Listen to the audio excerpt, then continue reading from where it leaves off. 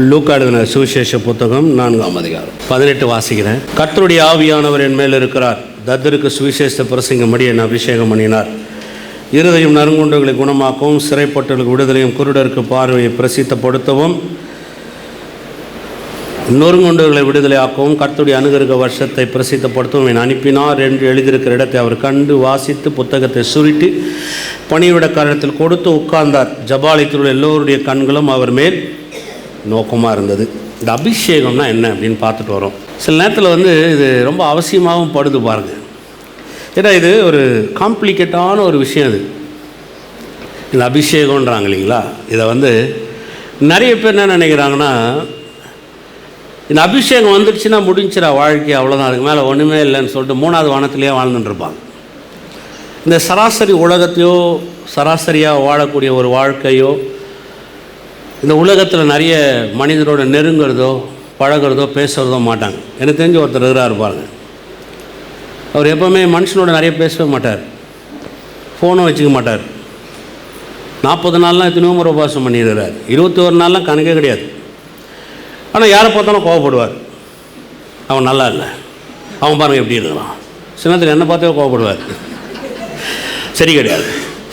எப்பவும் நம்ம வேற மாதிரி பாஸ் இல்லை. சாப்பாடு கூட நல்லா சாப்பிட மாட்டார். ஒரு நாளைக்கு தவறி கூட ஒரு பெப்சி குடிக்க மாட்டார். அவர் வாழ்க்கையிலேயே அப்படிப்பட்ட பேர் உச்சரிக்கதே பாவமாக கருதுவார். அவர் ஒரு சராசரியான மனிதர்கிட்ட கூட இடைப்பட்டு பேசக்கூடிய அளவுக்கு மனப்பக்குவம் கிடையாது. அவருக்கு எப்போவுமே ஒன்றே ஒன்று இருக்கும். என்ன அப்படின்னு பார்த்தீங்கன்னா, நம்ம டாப்பு, மற்றவங்களாம் லோயர் அப்படின்ற மாதிரி இருக்குவாங்க. இந்த ஃப்ளைட்டில் போனீங்கன்னா கூட பிஸ்னஸ் கிளாஸில் போகிறவன் எக்கனாமிக் கிளாஸில் போகிறவங்கள மதிக்கவே மாட்டாங்க. பார்த்துருக்கீங்களா? அவங்க உட்காந்துட்டு இருக்கும்போது அவங்களுக்கு தான் ஃபஸ்ட்டு ப்ரையாரிட்டி. ஃப்ளைட்டில் போகிறவங்களுக்கெல்லாம் தெரியும், பிரதர் தள்ளாட்டுறது ப்ரையாரிட்டியே ஃபஸ்ட்டாக இருக்கும். கால் மேலே கால் போட்டு அப்படியே சூட்டில் உட்காந்துருப்பாங்க. நம்மளாம் ஏதோ பரிதாவது அடிமையை தூக்கிட்டு போகிற மாதிரி நான் பார்ப்பாங்க. அப்படியே இறங்க பார்ப்பாங்க. ஏன்னா இது அப்படியெல்லாம் கிடையாது பாருங்கள். இந்த அபிஷேகன்றது என்னன்றதை சரியாக விளங்கி கொள்ளணும். அபிஷேகன்றது ஒரு ஈவு. தேவன் மனிதனுக்கு ஊழியம் செய்யும்படியாக தேவனே கொடுக்குற ஒரு வரப்பிரசாதம் பாருங்கள். அபிஷேகன்றது ஏதோ நான் கதறதுனால கடவுள் கொடுக்கல. உங்களுக்கு ஊழியம் பண்ணணும், உங்கள் வாழ்க்கையில் ஒரு நன்மையை தேவன் ஏற்படுத்த விரும்புகிறார்ன்றதுக்காக தேவனே என்ன செய்கிறாரு, இந்த அபிஷேகத்தை கொடுக்குறாரு. ஏன் அப்படின்னு சொன்னால், அவருடைய நோக்கத்தை நிறைவேற்றணும், அவருடைய திட்டத்தை நிறைவேற்றணும், அதுக்காக தரார். மரியாள் கூட ரூமில் இருக்கும்போது டக்குன்னு தேவதூதன் என்ன சொன்னா பாருங்க. என்ன சொன்னான்? ஸ்திரியே நீ பாக்கியவதி. ஏன் சொல்ல வந்தான்னா, தேவனுடைய நோக்கத்தை நிறைவேற்றணும், அதுதான் தேவனுடைய திட்டமே. அப்போ இந்த உலகத்தில் தேவனுடைய காரியங்களை நிறைவேற்றுவதற்காக கொடுக்கப்படுகிறது தான் இந்த அபிஷேகம். இன்னொன்று, இந்த அபிஷேகத்தை எப்படி வேலை செய்யுதுன்னு இயேசு அழகாக அதை வாட்சி காமிக்கிறார் பாருங்க. இயேசுவே வாசிக்கிறாருங்க. அதுதான் இதில் ஒரு பெரிய விஷயமே. என்ன சொல்கிறாருன்னா, தர்தருக்கு சுவிசேஷத்தை பிரசங்கம்படி, நொறுங்குண்டவர்களை கட்டும்படி, சிறையிருப்பில் இருந்து மாற்றும்படி, அனுகிரக வருஷங்களை பிரசங்கத்தைப்படுத்தும்படி ஆவியானவர் என் மேல் இருக்கிறார். அதுக்காக தான் நான் வந்தேன்னு சொல்லிட்டு அந்த புத்தகத்தை எடுத்து அதை வாசித்து அதை முடிச்சுட்டு உட்கார்ந்தான்னு வேதம் சொல்லுது. அவர் வாயை திறந்து சொல்கிறார், அபிஷேகம் எப்படி வேலை செய்யணும்னா, நறுங்குண்டவங்களெல்லாம் விடுதலாக்குதுப்பா அப்படின்றாரு இல்லைங்களா. பாருங்க, இந்த அபிஷேகம் நம்ம மேலே இருந்தாலும் நான் ஒரு வரம்புக்கு உட்பட்டு இருக்கின்றதை மறக்கக்கூடாது. என் மேலே அபிஷேகம் வந்துருச்சுன்றதுக்காக நான் வரம்புக்கு இல்லை, நான் வெளியில் இருக்கிறேன், எங்களுக்கு ஒன்றும் தெரியாது, உலகமே எங்களுக்கு சம்மந்தம் இல்லைன்னு சொன்னால் அது ஆவிக்குரிய வாழ்க்கையே கிடையாது. அப்படி இருக்கவே முடியாது. நான் ஒரு ஆவிக்குரிய மனிதனாக இருந்தாலும், அல்லது ஆவிக்குரிய அபிஷேகத்தை பெற்றவனாக இருந்தாலும், ஏன் வரங்களையே பெற்றவனாக இருந்தாலும், நான் ஒரு வரம்புக்கு உட்பட்டு தான் இந்த பூமியில் இருக்கிறேன். எத்தனை பேர் ஒத்துக்கிறீங்க அது? அப்போ ஆவியின் அபிஷேகத்தை பெற்றுட்ட உடனே ஒரு வரம்புக்கு வெளியில் போயிடுறதில்ல. வரம்புக்கு வெளியிலன்னு சொன்னால் எனக்கு எந்த பார்டருமே கிடையாதுங்க, நான் ஆவியின் அபிஷேகத்தை பெற்றுருக்கிறேங்க அப்படின்னு கோட்பாடு இல்லாமல் அப்படியே போக முடியாது. நான் என்னதான் அபிஷேகம் பெற்றிருந்தாலும், நான் என்னதான் வரங்களை பெற்றிருந்தாலும், நான் என்னதான் ஊழியம் செய்தாலும், நான் ஒரு வரம்புக்கு உட்பட்டு தான் இருக்கிறேன் என்பதை ஒவ்வொரு அபிஷேகம் பெற்ற மனிதர்களும் ஒத்துக்கொள்ளணும். அதான் உண்மை.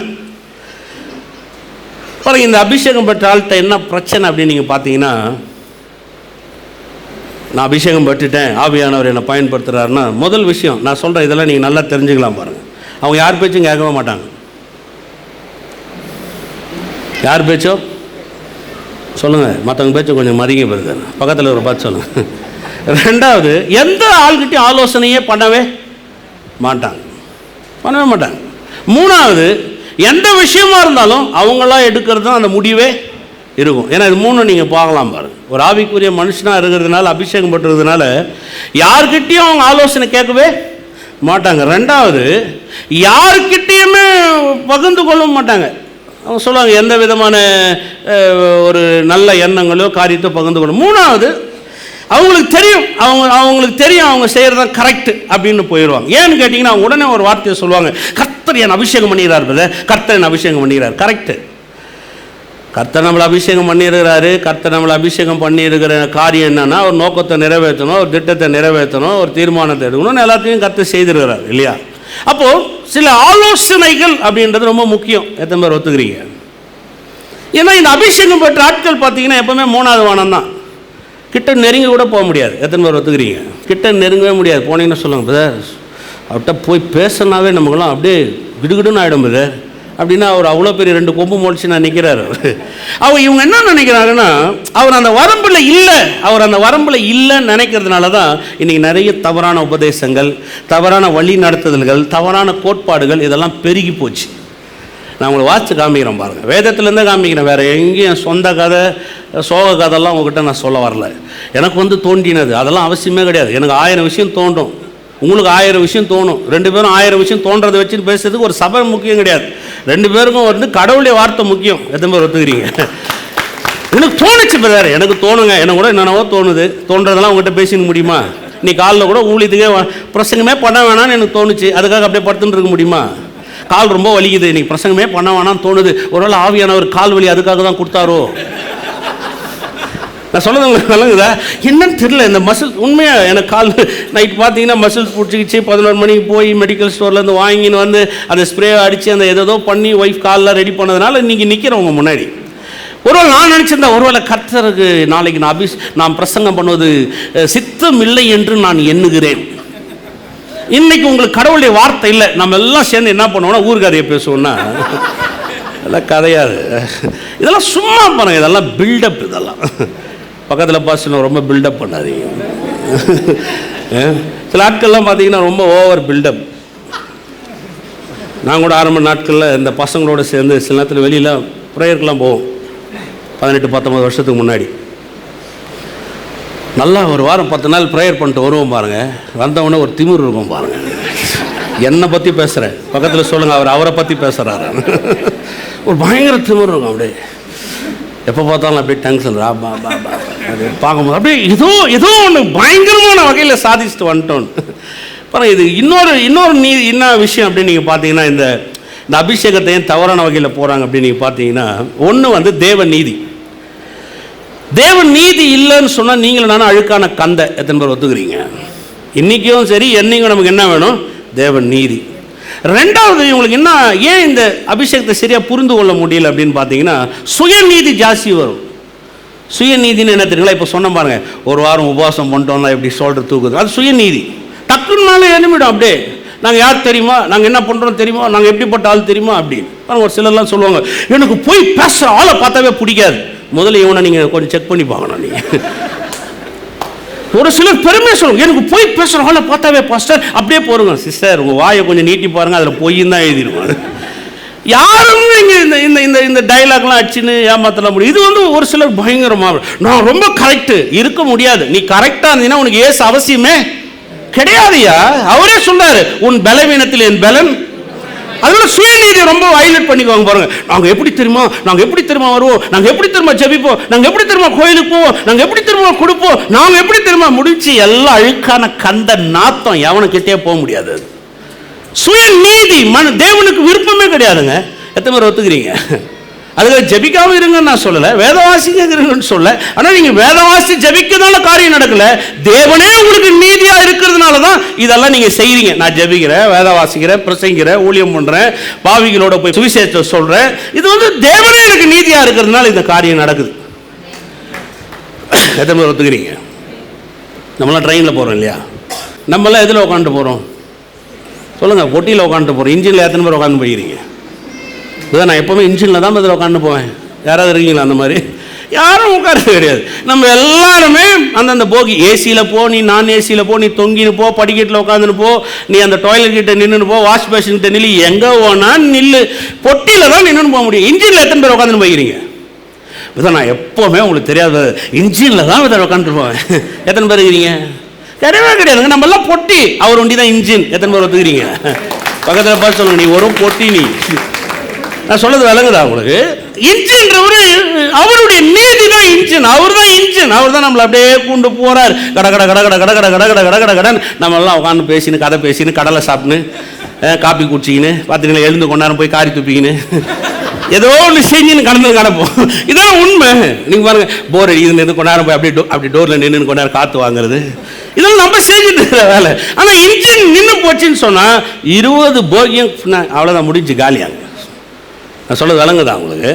ஆனால் நிறைய பேருக்கு பார்த்தீங்கன்னா அவங்களே இன்ஜின் மாதிரி. நான் மாத்திரம் இல்லைன்னா ஒன்றுமே நடக்காது. என்கிட்ட ஒன்றா பேசி பார்க்கணும். அந்த மாதிரி ஆட்கள் என்கிட்ட வர்றது கூட மாட்டேன்றாங்க. தான் எனக்கு யோசி, நான் மட்டும் இந்த கதையே பேசக்கூடாது பாருங்கள்.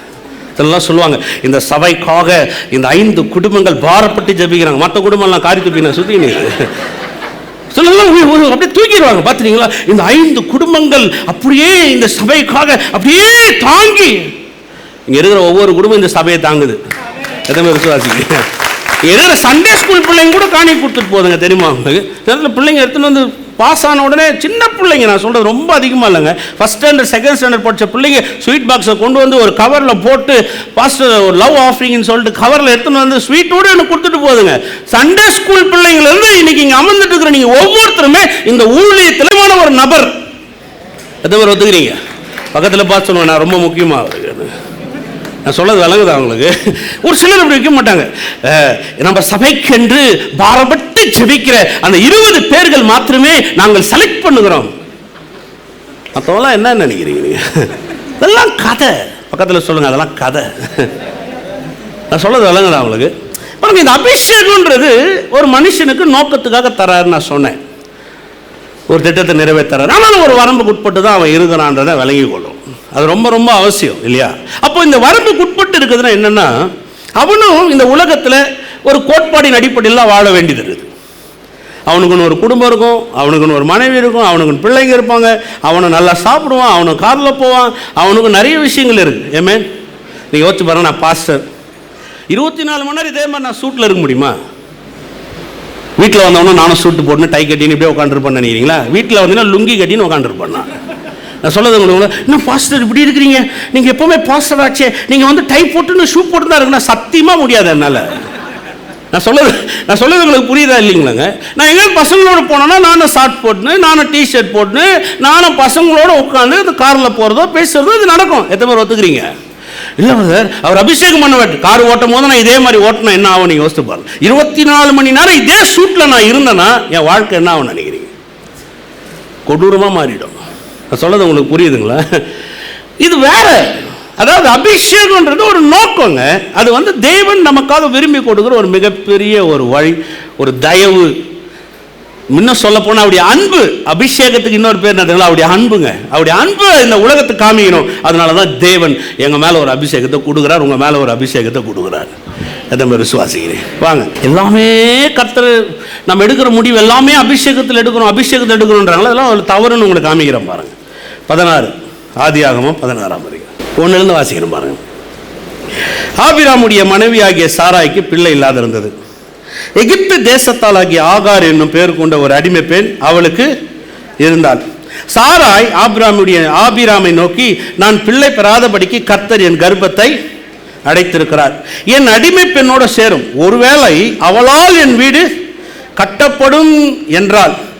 சாராயின் வார்த்தைக்கு ஆபிராம் செவி கொடுத்தான். இப்ப நான் கேட்கிறேன், இது யாருடைய ஐடியா? இங்க கர்த்தர்னு சொல்றாளே, பார்த்துறீங்களா? கர்த்தர் என் கர்ப்பத்தை அடைத்திருப்பார், ஒருவேளை ஆகாரோட என் குடும்பத்தை அவர் கட்ட, என் வீட்டை அவளை கொண்டு கட்டுவார் என்று அவள் சொல்றா. இதெல்லாம் அவளே பேசுறா இல்லையா? இப்போ பைபிள் இருக்கா இல்லையா? அது சொல்லுங்க, பைபிள் இருக்கா இல்லையாங்க? இருக்குங்க. இது யார் பேசுறது? இப்போ நான் கேட்குறேன், இது ஆண்டவர் சொல்லி பேசினாலா இல்லை அவளா தானா பேசினாலா? எப்படி பேச முடியும்? அவங்க வீட்டுக்கார் பேருங்க அவங்க வீட்டுக்காருக்கு என்ன டைட்டில் கொடுக்க போகிறது வேதத்தில்? விசுவாசத்தின். அப்போ இந்த அம்மா யார்? விசுவாசத்துக்கு தாய் இல்லையா? இப்போ ஒரு விசுவாசத்துக்கு தாயாக இருக்கிற நம்ம டக்குன்னு ஒரு விஷயத்தை பேசுகிறாங்க, எனக்கு பிள்ளை பிறக்கலை, ஒரு வேளை என் கர்ப்பத்தை கர்த்தர் தான் என்ன பண்ணியிருப்பார்? அடைத்திருப்பார். நான் ஒரு யோசிக்கிறேன், நீ என்ன பண்ணு, ஆகாரோட கல்யாணம் பண்ணு, ஒருவேளை ஆகாரால் என் வீடு கட்டப்படும் நான் நினைக்கிறேன், நீ கல்யாணம் பண்ணுன்னு சொல்லி கல்யாணம் பண்ணி வச்சாலா பண்ணி வைக்கலையா? பண்ணி வச்சா. இது யாருடைய வேலை சொல்லுங்க? ஏன் ஏன் அப்படி செய்யணுங்க? அவதான் விசுவாசத்துக்கே தாயாச்சே. ஏன் அவளுக்கு கர்த்தர் சொல்லலையா? ஏன் அவட்ட பேசலையா? அவளோட இடைப்படல ஏன் கர்த்தர் போய் அதை தடுக்கலையா? ஏய் முட்டாளா பேசின்னு அறிவு இருக்குதா, அவனுக்கு புத்தி இருக்கா அப்படின்னு ஏதாவது கர்த்தர் திட்டினாரா? இல்லை. ஏன் எப்படி அதை நம்ம ஏற்றுக்கணும்? ஏன்னா அவள் வந்து என்னதான் அவளுக்குள்ள ஒரு விசுவாசம் இருந்தாலும் அவளும் ஒரு வரம்புக்கு உட்பட்டு தான் இருக்கிறான். அந்த மாதிரி பேசுகிறீங்க. எவ்வளவு பெரிய ஆளவனா இருக்கலாங்க, அவ ஒரு வரம்புக்கு உட்பட்டு தான் இருக்கிறான். அதுக்கு மேல அவளால என்ன பண்ண முடியல, யோசிக்க முடியல. அவளே சொல்றா, ஆகாரால என் வீடு கட்டப்படும். அவளே சொல்றாங்க, ஆகாரால தான் என் வீடு கட்டப்படும், ஆகார கொண்டு தான் கர்த்தர் கட்ட சித்தமிட்டு வச்சிருக்கலாம், நீ அவளை கல்யாணம் பண்ணு, ஒருவேளை கர்த்தர் என் கர்ப்பத்தை அடைச்சிருக்கலாம். நீ யோசிச்சு பாருங்க. இவங்க தான் விசுவாசத்தை துவக்கக்கூடிய முதல் சந்ததி. எதுவுமே ஒத்துக்கிறீங்க? இவங்களை கொண்டு தான் கர்த்தர் இப்ப விசுவாசத்தை இந்த உலகத்தை என்ன பண்ண போறாரு? காட்ட போறாரு. வாட்சி பாருங்க. அதுக்கு அடுத்து 3வது வசனம். ஆபிராம் கானான் தேசத்தில் 10 வருஷம் குடியிருந்த பின்பு ஆபிராமின் மனைவியாகிய சாராய் எகிப்து தேசத்தான தன் அடிமை பெண்ணாகிய ஆகாரை அழைத்து அவளை தன் புருஷனாகிய ஆபிராமுக்கு மறுமனையாட்டியாக கொடுத்தால், அவன் ஆகாரோடு சேர்ந்தபோது அவள் கர்ப்பம் தரித்தாள். அவள் தான் கர்ப்பவதியாததை கண்டபோது தன் நாச்சியாரை அற்பமாக எண்ணினாள். அப்பொழுது சாராய் ஆபிராமை நோக்கி, எனக்கு நேரிட்ட அநியாயம் உமது மேல் சுமரும், என் அடிமை பெண்ணை உமது மடியில கொடுத்தேன், அவள் தான் கர்ப்பவதியானதை கண்டு என்னை அற்பமாக எண்ணுகிறாள், கர்த்தர் எனக்கும் உமக்கும் நடு நின்று. திருப்பி யாரை கொண்டு வர? இது நான் கொடுமை. இது என்ன கொடுமை? இவளே ஒரு முடிவு எடுக்கிறா, இவளே அந்த முடிவை செய்யறா, இவளே அந்த முடிவுக்கு பதில தேர்றா, இவளே வேதனைப்பட்டுக்கிறா, இவளே எல்லாத்தையும் பண்ணிக்கிறா. கடைசியில் இப்ப யாரை கொண்டு வந்து பேசுறா? யாரை கொண்டு வந்து பேசுறா? இப்ப நான் உங்களை கேட்கிறேன் பாருங்க, விசுவாசத்துக்கு தாய் யாருங்க? நல்லதான் சொல்லுங்க. அப்ப விசுவாசத்துக்கு தாயா இருந்தா கூட அவ ஒரு வரம்புக்கு உட்பட்டு தான் இருக்கிறா. எந்த மாதிரி ஒத்துக்கிறீங்க? இவளாவே ஒன்று பேசுவா, இவளாவே ஒன்று முடிவெடுப்பா, இவளாவே ஒன்று செய்வா, இவளாவே எல்லாம் பண்ணிட்டு கடைசியில் என்ன சொல்லுது? கர்த்தர் எனக்கு அப்படி செஞ்சார், கர்த்தர் எனக்கு பண்ணார். இன்னைக்கு பாருங்க, இது நிறைய ஆவிக்குரிய ஆட்கள் எடுக்கிற வார்த்தை இதுதான். என்னன்னா, அவங்களாவே ஒன்று யோசிச்சிருவாங்க, அவங்களாவே ஒன்று முடிவு எடுத்துருவாங்க, அவங்களாவே ஒரு சில விஷயத்தை பண்ணிடுவாங்க, அவங்களாவே எல்லாம் செஞ்சுட்டு கடைசியில் பழி யார் மேலே போடுவாங்க? நான் சொல்றது எத்தனை பேர் விளங்குது? ஒரு வார்த்தை என்ன சொல்லலாம்? கர்த்தர் தான் சொன்னார், கர்த்தர் தான். அறிவு இருக்கா அவனுக்கு? நீயே கொஞ்சம் யோசிச்சு பாருங்க. அவர் தான் வாக்கு பண்ணார் ஆபிரகாமை பார்த்து, உன் சந்ததி வானத்தின் நட்சத்திரங்களை போல நான் பெருக பண்ணுவேன், பூமியின் தூளத்தனையாய் பெருக பண்ணுவேன், உன் சந்ததி யாரால் என்ன கூடுமானால் என்னட்டும். யார் வாக்கு பண்ணது? வாக்கு பண்ணினவரே வாக்கு தத்துவத்தை உடைச்சிருவாரா? அப்ப இவ ஏன் இப்படி செய்யறா? அவ ஒரு வரம்புக்கு உட்பட்டவ. சொல்லுங்க, வரம்புக்கு உட்பட்டவ. நான் சொல்றது விளங்க அவங்களுக்கு. அப்போ ஒரு வரம்புக்கு உட்பட்டு இருக்கிற ஒரு மனிதன் வரம்புக்கு அப்பாற்பட்டிருக்கிற தேவனுடைய எல்லா பரிபூர்ணத்தையும் பெற்றுக்கொள்ள முடியும் என்றது சாத்தியம் இல்லை.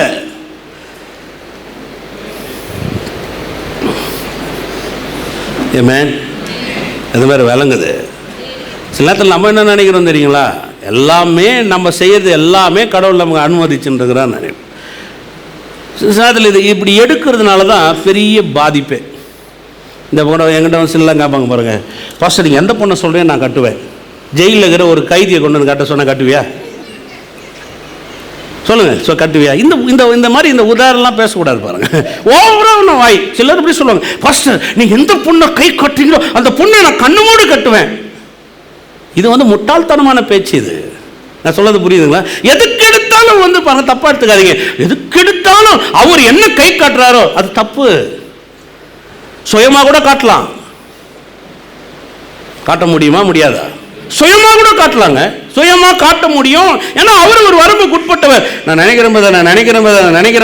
நீ அவர் என்ன வேணா நினைச்சுன்னு போட்டுங்க. நீங்க என்ன நினைக்கிறீங்க? நான் சொல்றது உங்களுக்கு விளங்குதா விளங்கலையா? சில நேரத்தில் இது என்ன உண்டாகுது அப்படின்னு நீங்கள் பார்த்தீங்கன்னா, இதெல்லாம் ஒரு மிகப்பெரிய பிழையாக மாறிடுதுங்க. உடனே அவங்க என்ன சொல்லுவாங்க, நாளைக்கு கல்யாணம் ஆகுதுன்னு வச்சுங்களேன், ஒரு பிரச்சனை வருது, உடனே என்ன சொல்லுவாங்க, அபிஷேகம் பண்ணப்பட்டவர் சொன்னார்னு தானே நான் கல்யாணம் பண்ணேன், அதனால தானே இப்படி ஆயிப்போச்சு. அப்ப அபிஷேகம் பண்ணப்பட்டவர் சொல்லி ஒரு கல்யாணம் அப்படி கெட்டு போகுமா? எதுவும் என்ன சொல்றது விளங்குது. இதெல்லாம் ரொம்ப ரொம்ப ரொம்ப ஒரு மாதிரி என்ன ஆயிடுச்சுன்னு பார்த்தீங்கன்னா, இன்னைக்கு ஆவிக்குரிய ஆட்கள்லாம் ரொம்ப ஹைலைட் ஆயிட்டாங்க. எப்படின்னு சொன்னீங்கன்னா, அபிஷேகம்ன்றதை வச்சு ஜனங்களை ஒரு வரம்புக்கு அப்பாற்பட்ட வகையில் நாங்கள் நடத்தப்படுகிறோம் அப்படின்ற வகையில் கொண்டு போயிட்டாங்க. அதனால என்ன ஒன்றாச்சுன்னு பார்த்தீங்கன்னா, இன்னைக்கு ஆவிக்குரிய வாழ்க்கை ஒரு ஆரோக்கியத்தின் தன்மையை இழந்து போச்சு. நல்லா மகிழ்ச்சியான வாழ்க்கை ஆவிக்குரிய வாழ்க்கை. ஒரு மனுஷன் ஆவிக்குரிய வாழ்க்கையில் வரும்போது சந்தோஷமாக வாழலாம், சந்தோஷமாக இருக்கலாம், நல்லா இருக்கலாம், கண்ணீர் இல்லாமல் களி கூறலாம், குடும்பத்தில் எல்லா பிரச்சனையும் மாற்றி அமைக்கலாம். தரித்திரத்தில் இருக்கிறவன் ஆவிக்குரிய வாழ்க்கை சூப்பராக டாப்பில் கொண்டு வரும். குடும்பத்தில் நிறைய பிரச்சனைகளை போக்கும், வழிவாசலை திறக்கும், தரித்திரத்தை ஒழிக்கும், சிறையிருப்பில் இருக்கணும் மாற்றும், எல்லாம் செய்யும் ஆவிக்குரிய வாழ்க்கை. ஆனால் இன்னைக்கு இந்த ஆவிக்குரிய வாழ்க்கையில் இந்த ஆரோக்கியம் இல்லைன்னு சொன்னால், ஆவிக்குரிய வாழ்க்கையில் உள்ள ஆட்களுடைய வரம்புக்கு உட்பட்டு இருக்கிற ஆட்களுடைய வார்த்தைகளை வரம்புக்கு அப்பாற்பட்ட நிலைமையில நீங்கள் ஏற்றுக்கொள்றதுனால தான் உங்கள் வாழ்க்கையில் ஃபெயிலரு. அதுமா ஒத்துக்கிறீங்க? இதெல்லாம் நான் ஓப்பனாக பேசுகிறது இல்லை, நம்ம புரிஞ்சுக்கல பாருங்க இல்லையா? சரி, இப்போ ஆபிரகாம்கிட்ட போ, விசுவாசத்தை தகப்பன் யாரு? வாங்க அவர்கிட்ட போய் பார்ப்போம். வாங்க 13ஆம் அதிகாரத்துக்கு வாங்க. ஆதியாகமம் 13:4 வாசிக்கிறேன். தான் முதல் ஒரு பலிபீடத்தை உண்டாக்கினதுமான ஸ்தலம் மட்டும் போனான். அங்கே ஆபிரகாம் கர்த்தருடைய நாமத்தை தொழுது கொண்டான். ஆபிரகாமுடனே வந்த லோத்து ஆடு மாடுகளும் கூடாரங்களும் இருந்தன. அவர்கள் ஒருமித்து குடியிருக்க அந்த பூமி அவர்களை தாங்க கூடாத இருந்தது. அவருடைய ஆஸ்தி மிகுதியாய் இருந்தபடியால் அவர்கள் ஒருமித்து வாசம் பண்ண ஏதுவும் எல்லாம் போயிற்று. ஆபிரகாமுடைய மந்தை மேய்ப்பருக்கும் லோத்துடைய மந்தை மேய்ப்பருக்கும் வாக்குவாதம் உண்டாயிற்று. அக்காலத்திலே கானானியரும் பெருசியரும் அத்தேசத்திலே குடியிருந்தார்கள். ஆபிரகாம் லோத்தை நோக்கி, எனக்கும் உனக்கும் என் மேய்ப்பருக்கும் உன் மேய்ப்பருக்கும் வாக்குவாதம் வேண்டாம், நாம் சகோதரர்கள், இந்த தேசமெல்லாம் உனக்கு முன் இருக்கிறது அல்லவா, நீ என்னை விட்டு பிரிந்து போகலாம். நீ இடதுபுறம் போனால் நான் வலதுபுறம் போறேன், நான் வலதுபுறம் போனால் நீ இடதுபுறம் போனால் நான் வலதுபுறம் போகிறேன் என்றான். இது பாருங்க, இந்த பிரச்சனை நம்ம பார்க்குறோம் இல்லையா? எதுக்கு இந்த பிரச்சனை? அதே 10 நீதிமொழிகள் 10:22 சொல்லுது, கர்த்தருடைய ஆசீர்வாதம் ஐஸ்வர்யம் தரும், அதனோட ஒரு வேதனையை கூட்டார். இப்போ இங்கே ஒரு பிரச்சனை. இந்த பிரச்சனை ஏன் வந்தது? நீ எனக்கு சொல்லுங்க. எதுக்கு இந்த பிரச்சனை? எதுக்கு இப்படிப்பட்ட ஒரு பிரச்சனையில் போய் அவன் சிக்கி கொண்டான்? கடவுள் அவனை வழி நடத்தலையா? கடவுள் அவனோட பேசலையா? அப்ப பிரச்சனையே வரலையா? அப்ப எதுக்கு இப்ப இந்த பிரச்சனைன்னு சொன்னா, நீங்க 12ஆம் அதிகாரம் 1 வசனத்தை வாசிச்சு பாருங்க. உன் இனத்தையும் உன் தகப்புடைய வீட்டையும் விட்டு புறப்பட்டு நான் காண்பிக்கும் தேசத்துக்கு போ. உன் இனத்தையும் உன் தகப்பனுடைய வீட்டையும். இவன் பாருங்க, இவன் அண்ணன் பையன், ஆபிரகாம் சித்தப்பா. இப்போ இவன் கூட்டினே வந்துட்டான் கூட. வந்த உடனே இப்ப பிரச்சனை வந்துருச்சு. நான் கேட்கிறேன், இப்ப அவனுக்குள்ள தோணலையா அது? அப்ப அவன் எடுத்த முடிவு தப்பா? அப்ப அவன் செஞ்ச காரியம் கடவுளுக்கு விரோதமானதா? தேவன் ஒரு விஷயத்தை சொல்றாருங்க. இப்ப அந்த விஷயத்தை அவன் எப்படி அப்ளை பண்றான்றது அவன் கையில் இருக்குது. எத்தனை பேர் ஒத்துக்கிறீங்க? இப்ப பாருங்க, அவன் ஒரு முடிவு எடுக்கிறான், அந்த முடிவுக்கு அவனே உட்பட்டு இருக்கிறான்.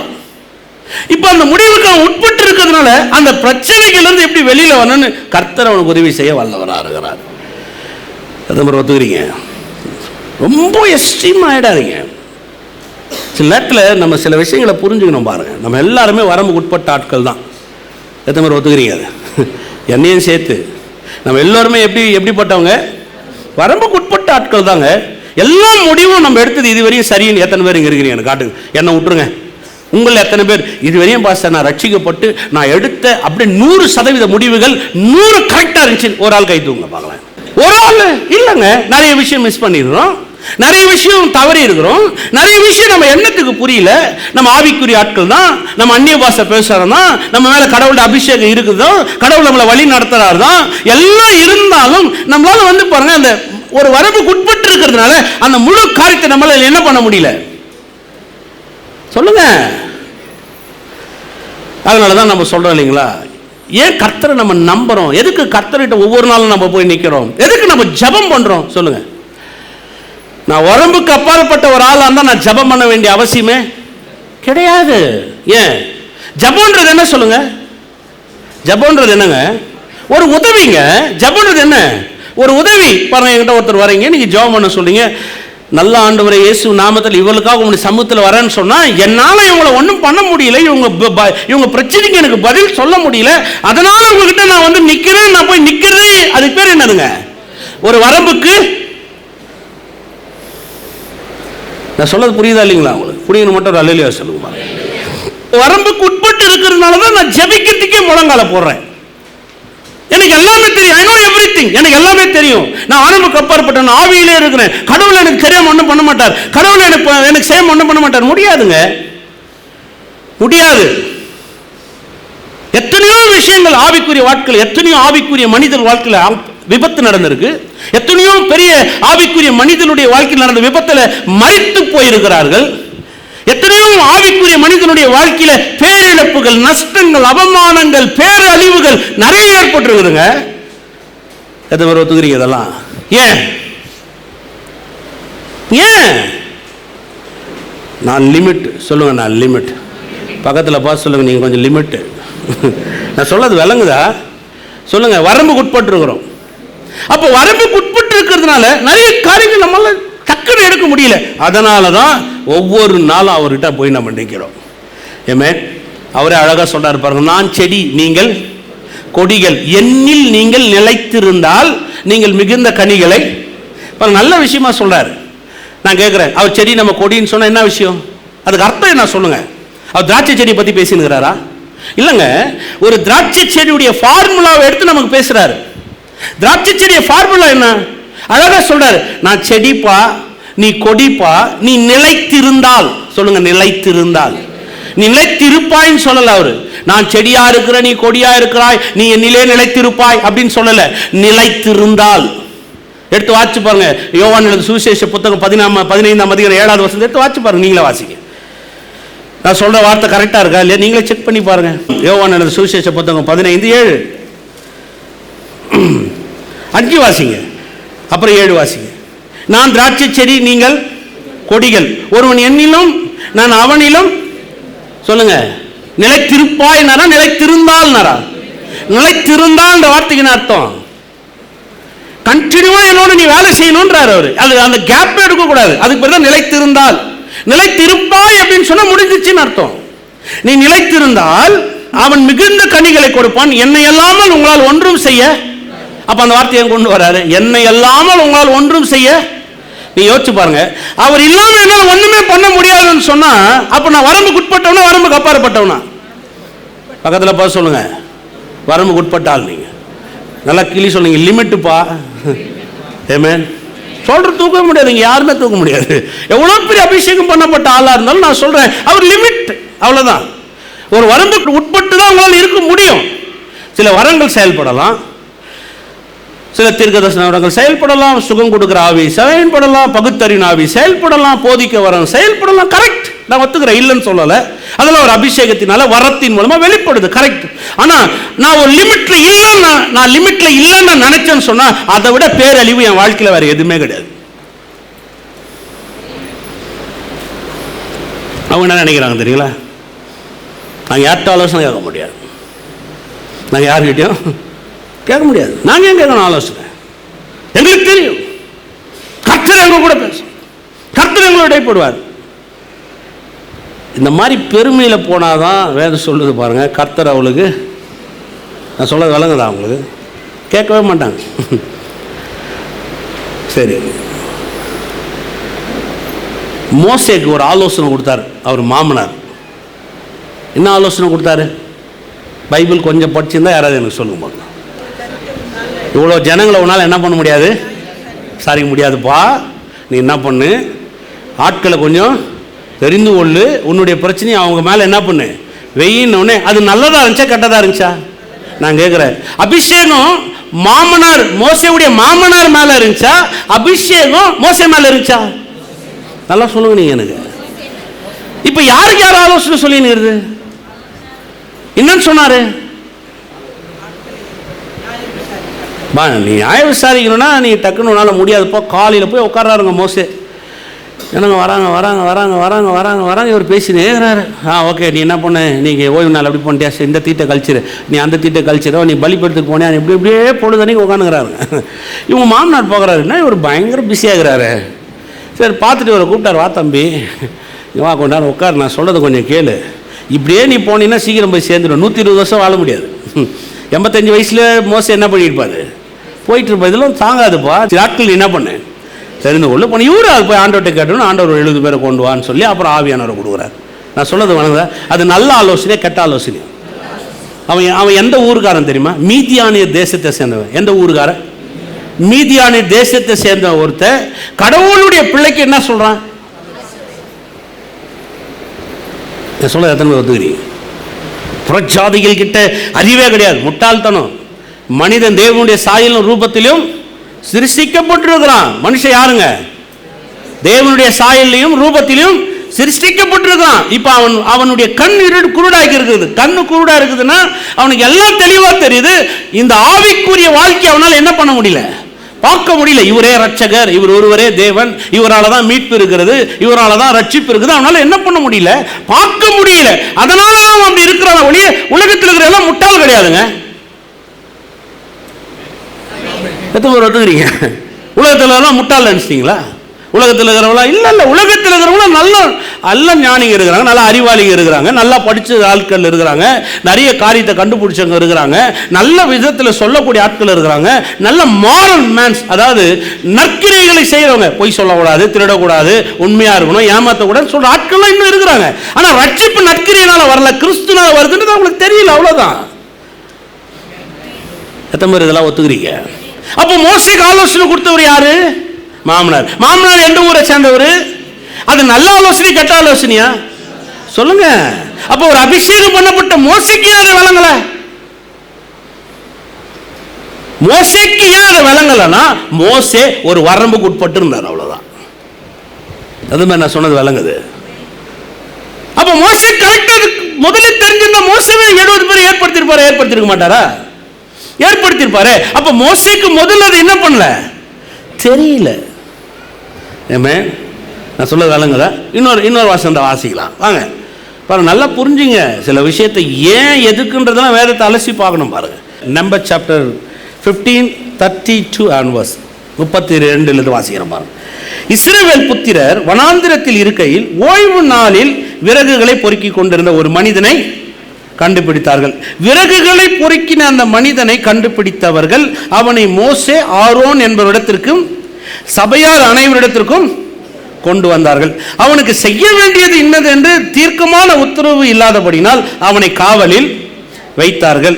கர்த்தர் மோசேவை நோக்கி, அந்த மனிதன் நிச்சயமாய் கொலை செய்யப்பட வேண்டும், சபையார் எல்லோரும் அவனை பாளையத்துக்கு புறம்பே கல்லெறிய கடவுள் என்றார். அப்பொழுது சபையார் எல்லோரும் கர்த்தர் மோசேவுக்கு கட்டளையிட்டபடியே அவனை பாளையத்துக்கு புறம்பே கொண்டு போய் கல்லெறிந்தார்கள். அவன் உடனே நமக்கு என்ன தோணுச்சு? கர்த்தர் அவர் உத்தரவு கொடுத்துட்டார். எத்தனை நாள் பொறுத்து சொல்லுங்க? அங்கே போடப்பட்டிருக்குது, அவனுக்கு செய்ய வேண்டியது தீர்க்கமான உத்தரவு இல்லாதபடினால் அவனை காவலில் வச்சாங்க. காவலில் வச்சதுக்கு அப்புறம் என்ன உண்டாச்சுங்க? ஒரு நாள் 2 நாள் பொறுத்து அதுக்கப்புறம் திரும்ப போய் அதை கேட்டு அவனை என்ன பண்ணாங்க, எல்லாரும் சேர்த்து கல்லால் அடிச்சு என்ன வேலை செஞ்சான் அவன்? சொல்லுங்களேன், என்னங்க வேலை செஞ்சான்? விறகு போருங்கண்ணா, விறகு போருங்கிறது தப்பாகி போச்சு. இப்போ எல்லாரும் சேர்ந்து அவன் என்ன பண்ணிட்டாங்க? எத்தனை சண்டே நீங்கள் கோயிலை விட்டு வெளியில் சுற்றி இருந்துக்கிறீங்க? நீங்கள் எத்தனை பேர்? நான் இதோட சண்டே மிஸ் ஆனதே கிடையாது. எத்தனை சண்டே உங்களெல்லாம் கல்லால் அடிக்கணும்னு சொன்னால் கல் குவாரியே வந்தால் கூட பத்தாது. எத்தனை பேர் ஒத்துக்கிறீங்க சொல்லுங்க? ஆமாவா இல்லையாங்க? அப்போ மோசேக்கு மட்டும் ஒரு லா, நமக்கு ஒரு லா. அது பழைய உடன்படிக்கை பிரதர், அதனால் பழைய உடன்படிக்கையில் கர்த்தர் அப்படி இருந்தார், இப்போ அன்பாயிட்டார் பிரதர். எப்படி சொல்லுங்க? எப்படி? இல்லை, சில விஷயத்தை நீங்கள் நல்லா விளங்கி கொள்ளுங்க. சில விஷயத்தை நான் சொல்கிறேன் பாருங்க. வாங்க, மார்க் எழுதின சுவிசேஷ புத்தகம் 2ஆம் அதிகாரத்தை வாங்க, 27-28 வாசிக்கிறேன். பின்பு அவர்களை நோக்கி, மனுஷன் ஓய்வு நாளுக்காக உண்டாக்கப்படவில்லை, ஓய்வு நாள் மனுஷனுக்காக உண்டாக்கப்பட்டது. ஆகையால் மனுஷகுமாரன் ஓய்வு நாளுக்கும் ஆண்டவராய் இருக்கிறார் என்றார். என்ன பேசுறார் இவரு? இவர் யாரு சொல்லுங்க? இவர் யாரு தெரியணுமா? வாங்க, யோவான் எழுதின சுவிசேஷ புத்தகம் 1ஆம் அதிகாரத்தை வாங்க. இப்போ அவர் யாருன்னே தெரிய மாட்டேன்னு பாருங்க. எத்தனை பேர் ரட்சிக்கப்பட்டிருக்கிறீங்க? பாருங்க, அவர் யாருன்னு உங்களுக்கு காமிக்கணும். வாசிங்க. யோவான் எழுதின சுவிசேஷ புத்தகம் 1ஆம் அதிகாரம் 2-3. அவர் ஆதியிலே எங்க இருந்தாருங்க? எப்ப இருந்தாரு? ஆதியில அவர் எங்க இருந்தாரு? ஆதினா எது? ஆதியாகமம் 1ஆம் அதிகாரம் எழுதும்போது இருந்தார் அவரு. அப்ப என்னாகும் எழுதும்போது இல்லையா அவரு? அப்ப ஆதியில அவர் தேவனோடு இருந்தார். 3வது வசனம், சகலமும் அவர் மூலமாய். சகலமும்னா சகலம்னா என்ன வார்த்தைங்க? என்னாகும் புத்தம் மட்டும் அவர் மூலமா உண்டாகப்படுது. சகலமும் அவர் மூலமா உண்டாயிற்று. சொல்லுங்க, உண்டானது ஒன்றும் அவராலே அல்லாமல். அப்ப அங்க ஏன் நடந்தது? அங்க கொன்னீங்க உயிர்ப்பிக்கிறாரா? இது ஒரு பாஸ்டர் சொல்றாரு பாருங்க. ஒரு பாஸ்டர் சொல்றாரு, 2-3 பேர் அப்படி போட்டு தள்ளதான் கர்த்தர் மேல பயம் வரும். 2-3 பேர் அப்படி போட்டு தள்ளாதான் கர்த்தர் மேல என்ன வருமா? பயம் வரும். இந்த ஊரில் பெரிய ரவுடியாக சிலராக ஃபார்ம் ஆகிடுவாங்க, பார்த்துக்கிறீங்களா? பெரிய ரவுடியெல்லாம் கிடையாது, பக்கையாக இருப்பான் ஆள். அப்படியே சும்மா ஓங்கி அடிச்சு டம்முன்னு வந்துடுவான். நம்ம வீட்டு பொம்பளைங்க அடிச்சாவே அவனால் நிற்க முடியாது.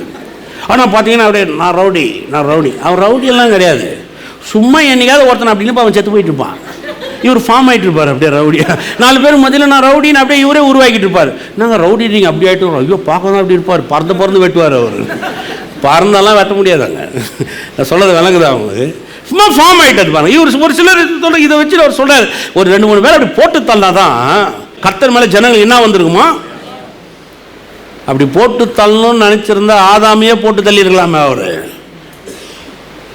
முதல் மனிதனையும் ஆதாமையும் ஏவாளையும் போட்டு தள்ளி இன்னொரு ஆதாமையும் ஏவாளையும் அவர் உருவாக்கினார். இது உங்கள் மனத்தில் பதிய கடவுது. பாவம் செய்தனால் மரணம் நிச்சயம். கர்த்தர் கத்தியோடு விட்டு சுட்டெலியும் பட்டயத்தோடு நின்று கொண்டிருப்பார் அப்படின்னு எழுதியிருக்கலாமே. ஒரு அதிகாரத்தை எழுதுறதுக்கு எவ்வளோ நேரம் ஆகுது அவருக்கு? இல்லை, நல்லா விளங்கி கொள்ளுங்க. பாருங்க, சில விஷயத்தை உங்களுக்கு என்ன சொல்கிறேன் பாருங்க. இயேசுகிட்ட இந்த பரிசை சரி நிறைய கேள்வி கேட்டாங்க. ஏகப்பட்ட கேள்வி, 1-2 கேட்கல. ஆனால் ஒரு கேள்வி ரொம்ப முட்டாள்தனமான கேள்வி. ஆனால் இந்த கேள்வி ஏன் கேட்டானுன்னு தெரியல. ஆனால் டக்குன்னு கேட்டானு, விவாகரத்து பண்ணுறது நல்லதா கெட்டதா? விவாகரத்து பண்ணுறது நல்லதா கெட்டதா? ஏன் இதை கேட்கணும்? எவ்வளவோ பண்ணியிருக்கிறாருங்க அவரு. எவ்வளோ அற்புதம் பண்ணியிருக்கிறார், எவ்வளோ அதிசயங்களை பண்ணியிருக்கிறார், எவ்வளோ மேன்மையான காரியங்களை பண்ணியிருக்கிறார், எவ்வளவோ செஞ்சிருக்கிறார். ஆனால் அவன் என்ன கேள்வியை கேட்குறான்? விவாகரத்து பண்ணுறது நல்லதா? ஏன்? இப்போ அவர் வேணாம்னு சொன்னால் மோசே சொல்லி இருக்கிறார். மோசே என்ன சொல்லி இருக்கிறார்? அப்படியே சொல்றாரு. அதை உங்க மோசே இதை குறித்து என்னப்பா சொல்றாரு? மார்க் எழுதின சுவிசேஷம் 10ஆம் அதிகாரத்தை போய் வாசிங்கன்னா அந்த 10ஆம் அதிகாரத்தை சொல்றார், உங்க மோசே இதை குறித்து என்ன சொல்லி இருக்கிறார்? உடனே சொல்றாங்க, அவர் திருமணத்தில் ஒரு பிரச்சனை வந்தால் தள்ளுகிற சீட்டை கொடுத்து விட்டு அவர்களை தள்ளி விடலாம் என்று மோசே சொல்லி இருக்கிறார். உடனே இவர் ரைட், கரெக்ட், மோசே சொன்னதா ரைட்னு சொல்லியே. உடனே என்ன சொன்னார் தெரியுங்களா? உங்கள் இருதயத்தின் கடிதத்தின் நிமித்தமே மோசே அதை உங்களுக்கு எழுதி கொடுத்தான். யாருடைய இருதயத்தின் கடிதத்தின் நிமித்தம்? இப்ப கர்த்தர் எழுதி கொடுக்கலங்க, உங்கள் இருதயத்தின் கடினத்தின் நிமித்தமே மோசே அதை உங்களுக்கு சொன்னான்றார். யார் சொன்னதா அது? அப்ப அந்த ஐடியா யார்கிட்ட இருந்து வந்தது? கர்த்தர் கிட்ட இருந்து வந்தா, மோசே கிட்ட இருந்து வந்ததாங்க. கரெக்ட்டுங்க, அந்த பாயிண்ட்டுக்கு வாங்க நீங்க. இப்ப பாருங்க, அப்போ கர்த்தர் சொல்லாததை இப்ப மோசே சொல்லி இருக்கிறார். ஏன்? ஏன்னா இப்ப மோசே சில விஷயத்தை பார்க்கிறாரு, பார்த்த உடனே அது மோசேக்கு ரைட்டா இருக்குது. மோசேக்கு ரைட்டா இருக்குது, என்ன பண்றாரு? ஓகே, தள்ளுகிற சீட்டை கொடுத்து விட்டா அவளை தள்ளி விடலாம் என்று சொன்ன உடனே இயேசு அதை அங்கீகரிக்கல, ஒத்துக்கல. பாருங்க, இயேசு என்ன தெரியுமா சொல்றார்? ஆதியிலே தேவன் அவர்களை ஏன் சிருஷ்டித்தார் தெரியுமா? ஆணும் பெண்ணுமாக அவர்களை சிருஷ்டித்தார். தேவன் நினைத்ததை மனுஷன் பிரிக்காதிருக்க கடவுள். அவர்கள் இருவராயிராமல் ஒருவராய் இருக்கிறார்கள். இது தேவனுடைய சத்தியம். எதுவுமே விசுவாசிக்கிறீங்க? இப்ப மோசே கொண்டு வந்தது, மோசேக்கு தோண்ட. மோசே ஒரு வரம்புக்கு உட்பட்டவர். எத்தனை பேர் ஒத்துக்கிறீங்க? கண்மலையை பார்த்து முதல்ல அடின்னு சொன்னார், போய் அடிச்சாரு. 2வது முறை கண்மலையை பார்த்து கர்த்தர் என்ன சொல்ல சொன்னார்? பேச சொன்னார். அவர் என்ன பண்ணார்? ஏன் கர்த்தர் சொன்னதை கேட்கலையா? அப்ப கர்த்தர் சொன்னது அவருக்கு புரியலையா? அப்ப கர்த்தர் அந்நிய பாஷையில பேசிட்டாரா? அப்ப எனக்கு தெரியல ஆண்டவரே, நீங்க அந்நிய பாஷை பேசிட்டதுனால நான் அந்த கண்மலை அடிக்கிறதுக்கு பதிலாக இல்லைங்க. கர்த்தர் தெளிவா பேசினார். வசனத்தை எடுத்து நீங்க பாருங்க. நான் சொன்னதை நீ மீறின ஒரே காரணத்துக்காக நீ அந்த கானான் தேசத்துக்குள்ள என்ன பண்ண மாட்டேன், போக மாட்டேன்னார். ஏன்?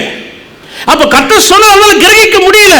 வேதம் சொல்லுது, அங்க இருக்கிற ஜனங்கள்லாம் அவனை திட்டினாங்க, அங்க இருக்கிற ஜனங்கள்லாம் அவன் மேல முறுமுறுத்தாங்க, அங்க இருக்கிற ஜனங்க மேல அந்த கோபம் எல்லாம் அவனுக்குள்ள, அவன் வரம்புக்கு உட்பட்டவன். அதனாலதான் அவனால வரம்புக்கு அப்பாற்பட்ட வகையில சில விஷயங்களை புரிந்து கொள்ள. எத்தனை பேர் ஒத்துக்கிறீங்க? அப்ப அபிஷேகம்ன்றது என்ன? எவ்வளவு பெரிய அபிஷேகத்தை எவ்வளவு பெரிய மனுஷன் பெற்றிருந்தாலும் அந்த ஒரு மனுஷன் இந்த பூமியில் இருக்கிற காலம் வரையும் வரம்புக்கு உட்பட்டவன். எத்தனை பேர் ஒத்துக்கிறீங்க? அதை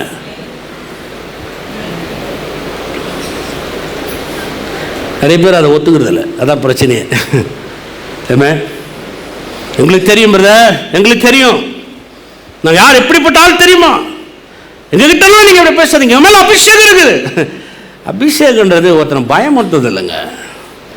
நான் மீண்டும் மீண்டும் சொல்றேன் பாருங்க, அபிஷேகன்றது ஒருத்தனை பயமுறுத்துறது இல்லை, அபிஷேகன்றது ஒருத்தனை அடிக்கிறது இல்லைங்க, அபிஷேகன்றது ஒருத்தனை நாசம் பண்றது இல்லைங்க, அபிஷேகன்றது பெருமையா பேசுறது இல்லைங்க, அபிஷேகன்றது 4 பேர் மிரட்டி உட்கார வைக்கிறது இல்லைங்க, அபிஷேகன்றது அக்கினியை கக்கிறது இல்லைங்க, அபிஷேகன்றது ஒரு மனிதனை தேவன் எப்படி அன்பு கூறுகிறாரோ அந்த அன்பு கூறுதல் அவன் மேல கொண்டு வருவதற்காக தேவன் கொடுக்கிற ஒரு மிகப்பெரிய ஈவு. அதுக்கு பேர் தான் அபிஷேகம். அந்த மாதிரி விளங்குது. நம்ம வேற மாதிரி போயிடுச்சு. அதே திரும்பி பழைய ஏற்பாடுல நிறைய காட்டலாம், 1 2 கிடையாது, ஏகப்பட்ட காரியத்தை காட்டலாம். நான் சொல்ல அவரே சொல்றாரு, வாங்க என்ன ஆகுமத்துக்கு வாங்க. அவரே லிமிட்னு ஒத்துக்கிறாரு. ஆனால் நீங்கள் நிறைய ஆவிக்குரிய ஆட்கள் அதை ஒத்துக்கிறது, அதான் பிரச்சனை. புதிய உடன்படிக்கையிலும் போய் நான் உங்களுக்கு காமிக்க தயாராக இருக்கேன். என்னாகும் 11ஆம் அதிகாரம் 11:11.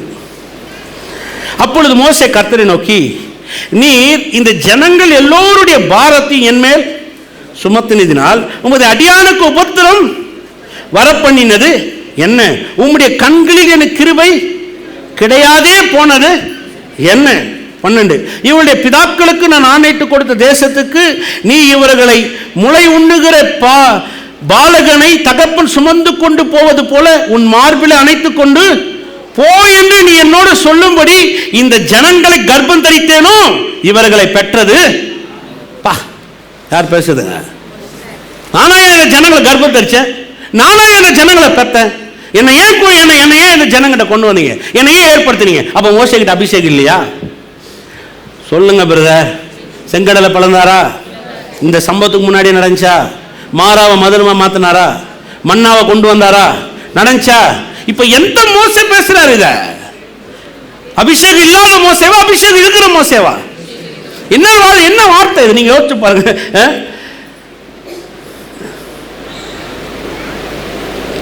இவருடைய பிதாக்களுக்கு நான் ஆணையிட்டு கொடுத்த தேசத்துக்கு நீ இவளை முளை உண்ணுகிற பாலகனை போல் தகப்பன் சுமந்து கொண்டு போவது போல உன் மார்பில் அணைத்துக் கொண்டு போ என்று நீ என்னோடு சொல்லும்படி இந்த ஜனங்கள் எல்லாம் கர்ப்பம் தரித்தோனோ இவர்களை பெற்றது நானும். முடிஞ்சு பாருங்க. அப்ப அவனுக்கு விளங்கிடுச்சு பாருங்க, முடியல, அவன் லிமிட். அபிஷேகத்தை அன்லிமிட்டா வச்சிருந்து வரம்புக்கு அப்பாற்பட்ட வகையில் ஒருத்தர் செஞ்சார்னா ஆண்டவரை இயேசு கிறிஸ்து மாத்திரதான். எந்த மாதிரி ஒத்துக்கிறீங்க? ஏன்னா அவர் வரம்புக்கு உட்பட்டவர் அல்ல, அவர் எல்லாத்தையும் தனக்குள் உள்ளடக்கி.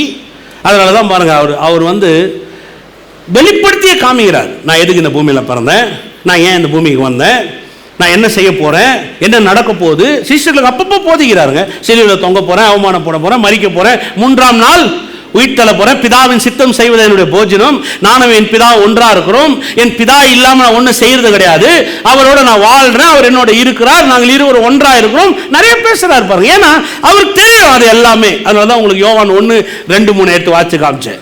அவரால் அல்லாமல் ஒன்றும் உண்டாக்கப்படவில்லை, உண்டாக்கப்பட்டதெல்லாம் அவராலும் அவருக்கென்றும் உண்டாக்கப்பட்டது.